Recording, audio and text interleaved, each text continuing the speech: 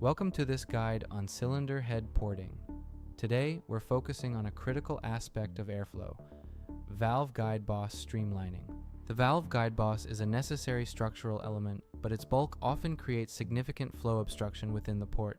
Our objective is to carefully reduce this bulk, reshaping the boss to minimize resistance while ensuring the head remains structurally sound. Precision starts with tool selection. You'll primarily use small diameter or extended shank carbide burrs to reach deep into the ports.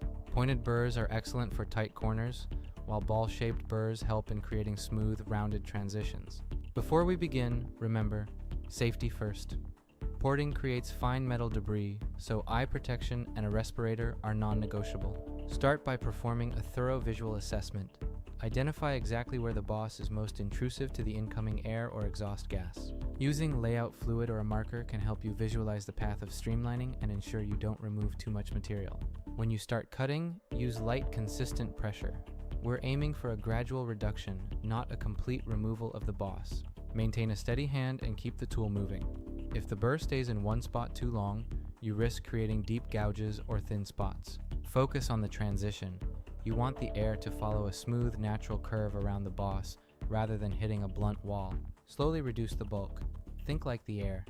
Every sharp edge or flat surface you remove helps increase flow velocity. It's crucial to remember that this boss supports the valve guide. Do not compromise its ability to hold the guide securely under heat and stress. Check your progress frequently. Measuring the remaining wall thickness ensures you stay within safe margins for structural integrity. The goal is laminar flow. By streamlining the boss, we reduce turbulence and allow the engine to breathe much more efficiently. Once the shape is correct, use finer abrasive tools to refine the surface finish. A smooth surface further minimizes skin friction.